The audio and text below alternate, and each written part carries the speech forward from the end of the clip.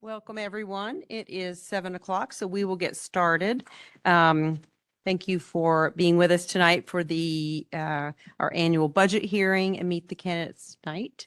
And we will begin with the Pledge of Allegiance. So if you're able to stand, please do so and join us in the Pledge of Allegiance.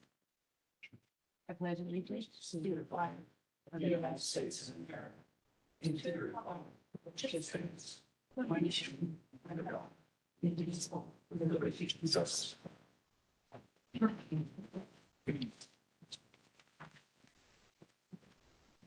Hang on. Sorry, I'm having technical difficulties here. The next item on the agenda is the budget process and remarks on the budget, and I will go over that. So I'm pleased to discuss the proposed expenditure plan for the 2026-2027 school year with you this evening. The Board of Education, the administrative team, district faculty and staff have all collaborated to develop this proposal, and I want to start by thanking everyone who contributed to it. During the budget development process, our primary objective was to support our programs while being financially responsible and proactive in long-term financial planning. Consequently, we've made significant efforts to uphold our long-standing tradition of excellence at a reasonable cost. The proposed budget for the fiscal year 2026-2027 reflects a spending increase of 2.59%. This will result in a tax levy increase of 3.29%, which remains below our allowable tax cap of 3.66%. During the budget development process, the district's mission and vision played a crucial role in prioritizing initiatives that support our long-term sustainability goals while also creating a safe, innovative, and engaging learning environment. To achieve these objectives, the district proposes the following. For long-term sustainability, this year, 2 additional faculty and staff positions will be eliminated through attrition.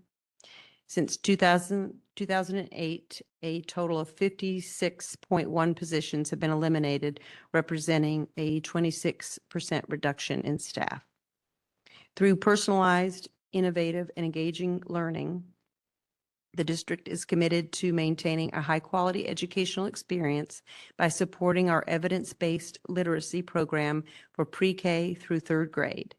We aim to support participation in career technical education, early college career academy, New Visions, and other pathway programs. We will also continue to support our high school career exploration internship program and offer a robust selection of high-level academic opportunities, including 8 advanced placement courses and multiple college-level classes.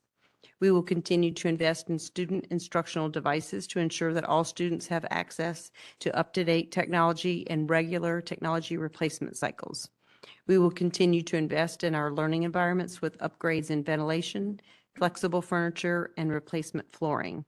Additionally, we will replace instructional, athletic, cafeteria, and building equipment as needed. By safeguarding the community's investment, the district will continue to invest in facility maintenance to address various building repairs and ensure consistent upkeep across our facilities, preserving our infrastructure for years to come. For the capital outlay project, the proposed budget includes a transfer of $250,000 to the capital outlay project. This transfer will focus on ventilation and heating in the junior-senior high school building. The Board of Education would like to express its gratitude to everyone who contributed to the budget development process, and we hope that the district will continue to receive strong support from the community, which has played a vital role in the success of Lake George students over the many years. For more information on the budget, please visit our website at www.lkgeorge.org. And now I will turn it over to Mary Ann, who is going to have the remarks on the revenues.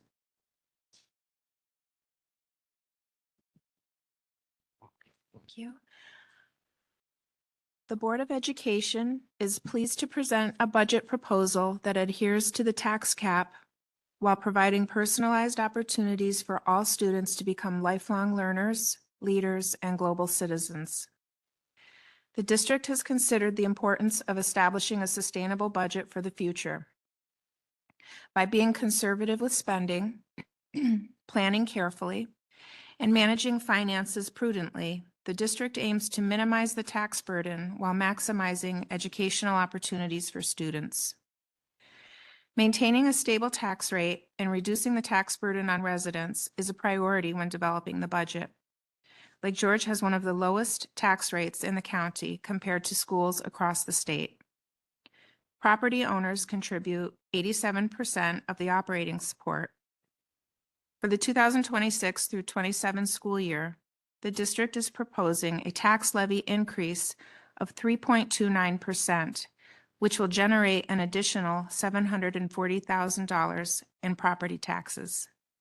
Based on the current 2025 tax information, a $500,000 home in the Lake George School District would experience an increase of about $90, which is just under $8 a month. State aid accounts for only 9% of the district's revenues. The district will receive a 1% increase in foundation aid, as in previous years, for the 2026 through 2027 school year. The district plans to strategically use its fund balance and reserves. Specifically, for 2026 through 27, the district will use $440,000 from the appropriated fund balance and $150,000 from appropriated reserves, which together represent about 2.21% of the district's total revenue projection. In conclusion, as your school board, we are committed to managing our resources carefully to continue fulfilling the community's vision for the district and its students for generations to come. Thank you, Mary Ann. The next item on the agenda is the budget presentation, and John Luthringer, our superintendent, and Bonnie Hart, our business administrator, will give us that presentation.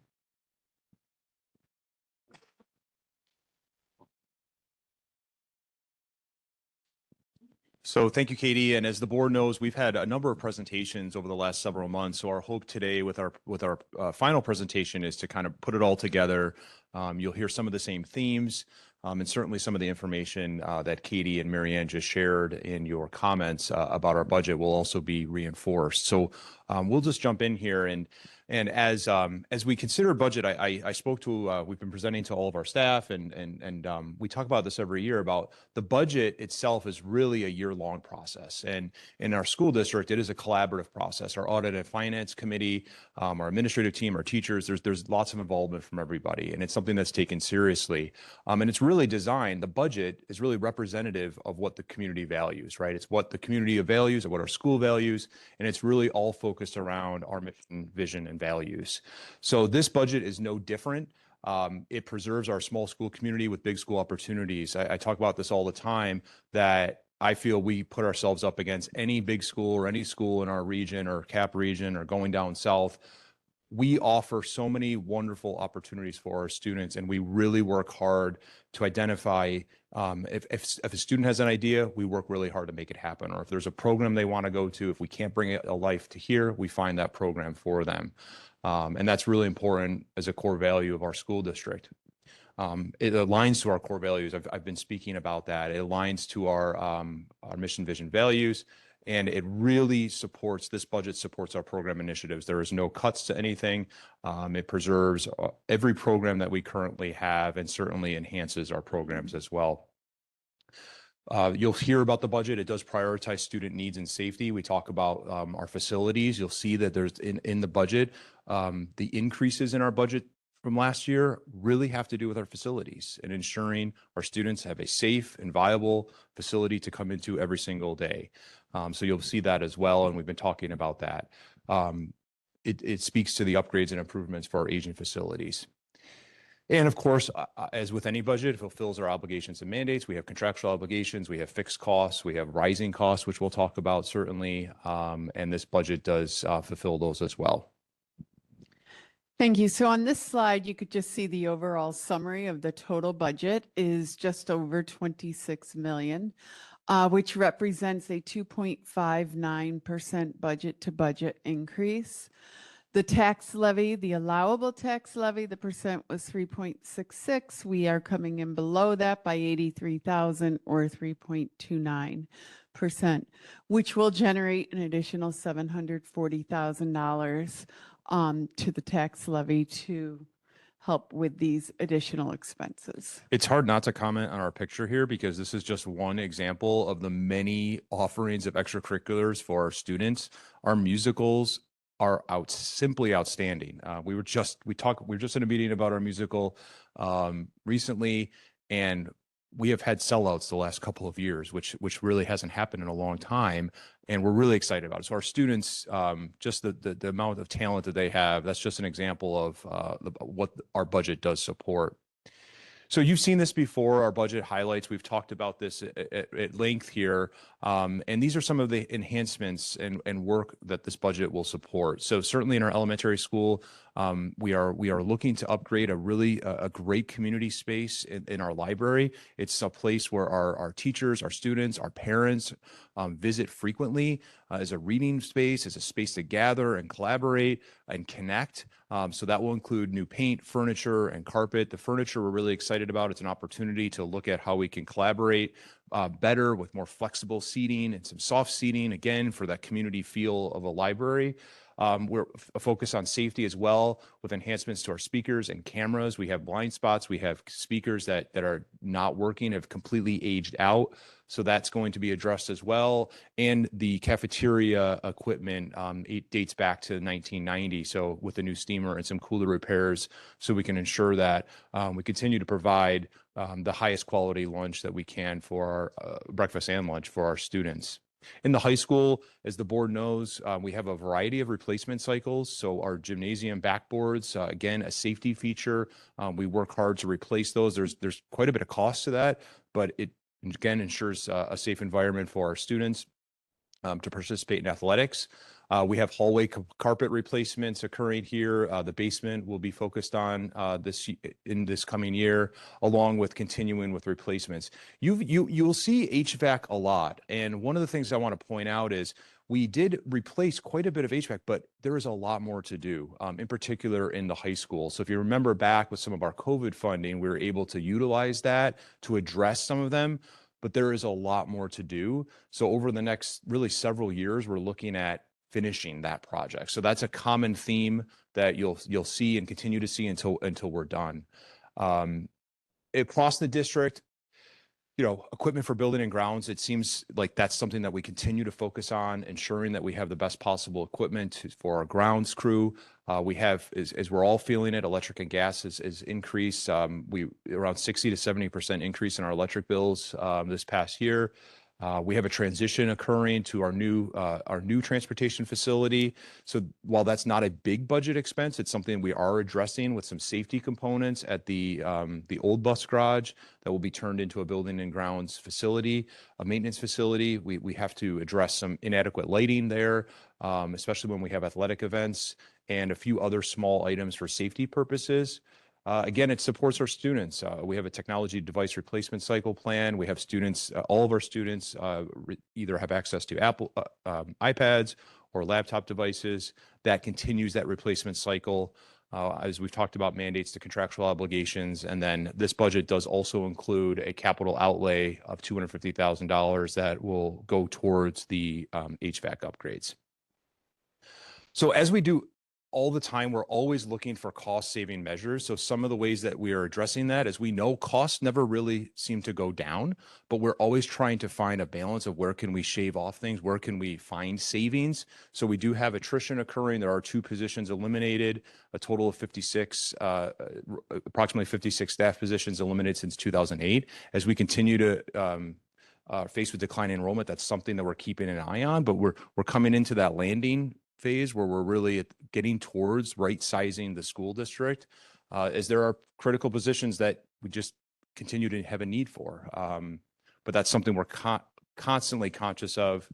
And we get really flexible. As you see, we've talked about that all the time. We know our current staff are taking on more. We're trying to get creative with different positions and looking at job scopes and trying to find opportunities for people to kind of look at the way we might do things in-house.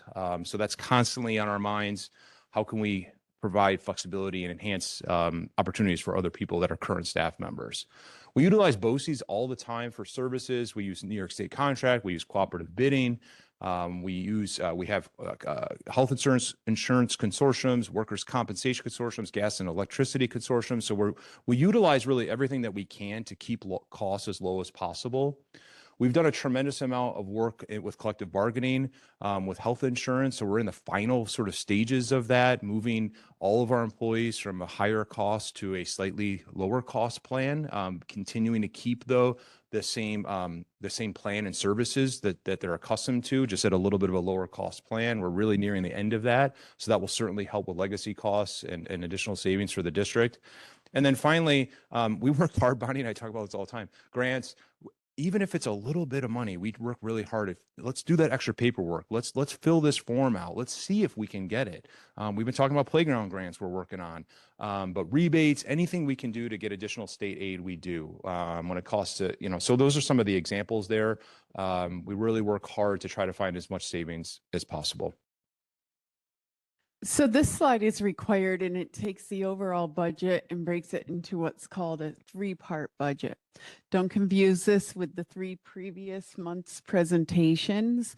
The three-part budget, as defined by the state, is the administrative budget, the program, and the capital.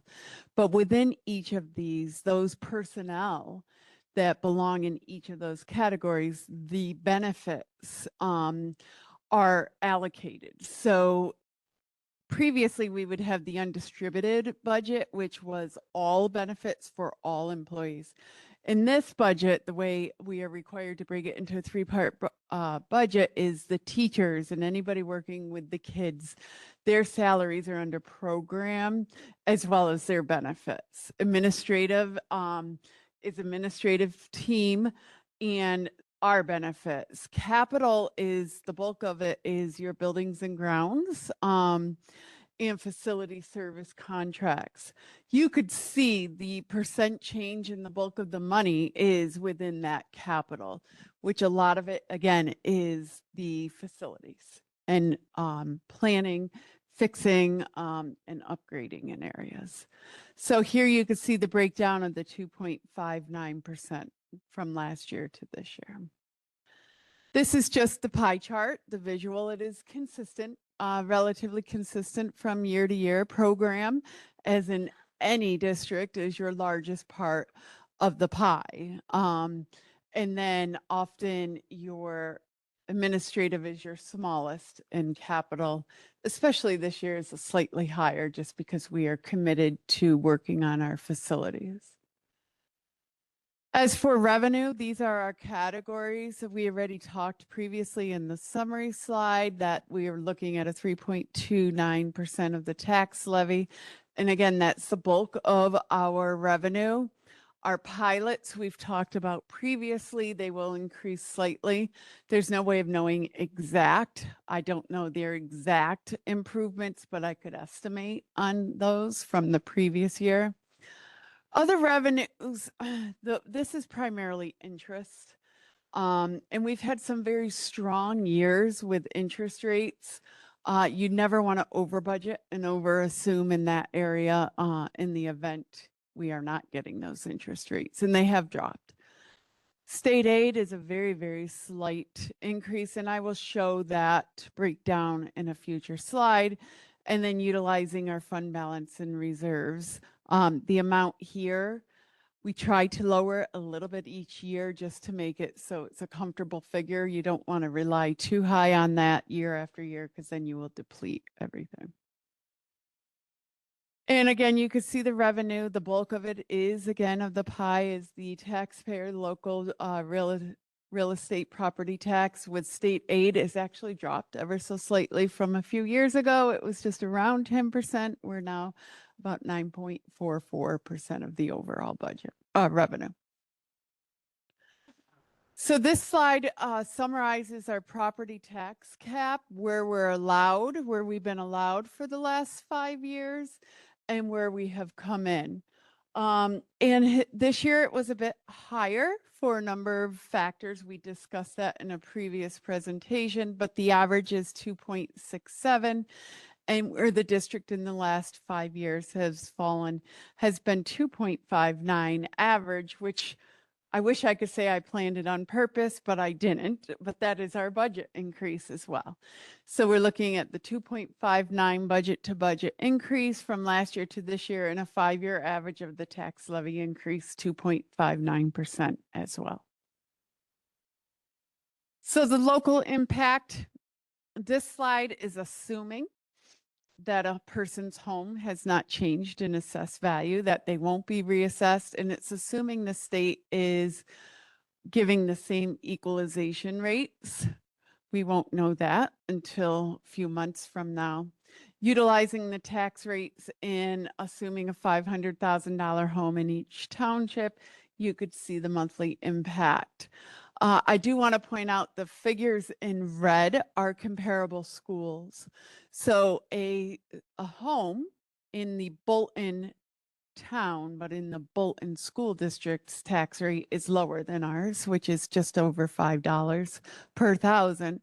But if you jump down to Queensbury or even Fort Anne, but Queensbury, you could take the exact same home in the Lake George school district and place it in the Queensbury school district, and that tax rate will go from $4.96 to $13.56. That is last year's tax rates.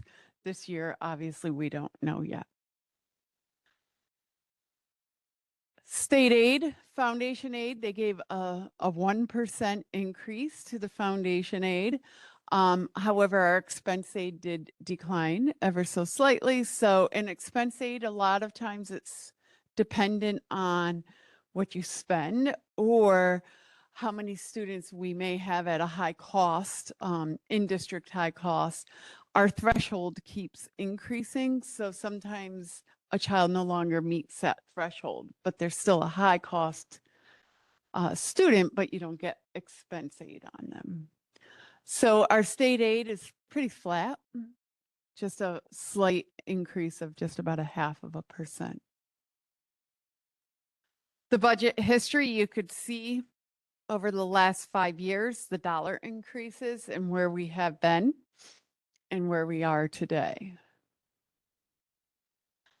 Expenditure allocations, when we clump these into basically 4 categories, we talk people. So now we're not separating them into administrative program or capital, it's just people. All employees and their benefits. That makes up 71% of our overall budget. Services, whether it be BOCES services, our maintenance contracts, professional services, maintenance tuition for outside programming, that's the next big to the 21%. Those last 2 categories are our smallest: equipment, materials, and supplies, just under 4%. And interfund transfers is just over 4%.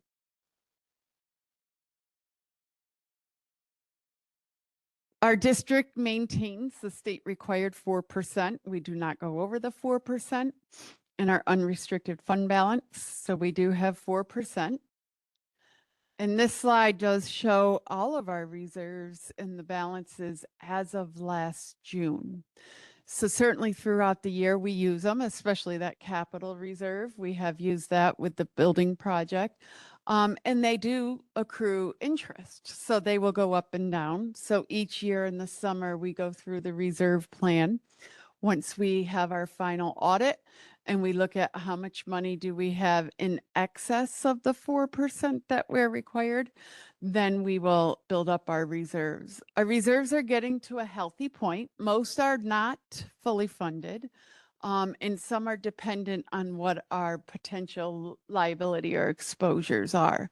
So for some of them, for instance, ERS is not fully funded. As of June 30th of last year, our tax cert was, but this year it may be changing because we have a few settlements that we will have to take money out of. And then the capital reserve still is not fully funded. So we still have room in that reserve to continue to add money for our future projects. We do have a proposition for 2 buses, one regular 60-passenger gas bus. It will replace a diesel bus, and a smaller Microbird 16-passenger bus. This is actually the existing bus we have is used every day to transport a child to their program in a wheelchair. And that's a 16-passenger. If we have 2 children that we do need that bus for, if that bus goes down, we can't transport them. So it is on our next list. We have a cycle, and that is next up, and we are replacing that. We also have air conditioning in that, and you could imagine sometimes these children have farther placement, so they need air conditioning. Our existing Microbird 16-passenger, the plan is to put all the seats back in it and have a smaller bus available for our smaller athletic teams and field trips that may have a dozen people, and we're sending a 66-passenger bus out for it now. However, it is a spare wheelchair, and if the 2 children go to different programs, we would have to utilize both for that transport. So that is a separate prop. And then contingency budget, we put the budget up. If it is voted down, we could put the budget up again. We could make adjustments, or we could put it back up for a second vote. If it is voted down again, then we adopt a contingency budget in which we are to remove certain expenses and not increase our tax levy from last year to this year. So the final slide is again just a reminder for May 19th. That's coming up. The annual meeting and the budget vote will be May 19th. The polls are open from 11 to 8 p.m. at the elementary school. Our budget newsletter will be arriving in homes very shortly, explaining everything that we've talked about, including some additional information on programming that our budget supports. So again, we appreciate the board's support and time and thoughtfulness in approving the budget for this year. And we encourage everybody to get out and support schools and exercise their right to vote. Any questions? I have any? Your question, Jeff? Just one quick question. Which 2 positions are being eliminated through attrition? So it's a social studies position at the high school, and the other position was an information tech position that Right. actually became vacant in the beginning of the year, and we didn't fill it until recently because we also have a retiree in that. So it's one of the tech support positions. Warren. Warren is our new, he's back there. Any other questions? I just had a couple things I want to compliment on is I so appreciate in terms of the looking to be fiscally responsible in the long term and keeping our programming as robust as possible. There's such a great attention to detail and creativity and finding folks who are multi-talented with dual certifications, or we have teachers who have gone out for further certification so that we can keep our programming robust with a shrinking enrollment and shrinking staff, but we don't want to shrink our opportunities. So I appreciate that. And another thing I appreciate, John, you mentioned the grants, and you guys have really sought out, researched, and when you find something, you go for it. And we've been fortunate to get quite a few of those. So I really appreciate the work and creativity for that keeping our programs intact or growing opportunities where we can while being responsible to the taxpayers. So thank you. Thank you. Anybody else have anything? Thank you very much. The next item on the agenda is a public comment period. And we don't have any folks present with us for public comment, but if anybody is tuning in with us virtually, if you have a comment or a question, you can email the board at boe@lkgeorge.org, and the board and superintendent will get that, and we will get back to you as soon as we can. So our next item on the agenda is a proposed executive session. And after that, after we make that motion, we're going to pause the meeting to do our meet the candidate portion.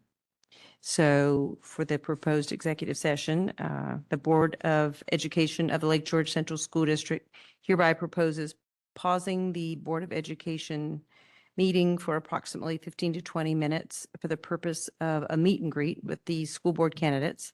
Upon conclusion of the meet and greet, the board will enter into executive session for the purpose of discussions leading to the employment of a particular person, the elementary school principal. Do I have a motion? So moved. Second. Okay. All in favor? Aye. Any opposed? Any abstaining? Motion carries. So we're going to rearrange the room just a little bit for our meet and greet while our regular board meeting. Oh, we do not plan on coming back into, we do not anticipate taking any action after the executive session. So.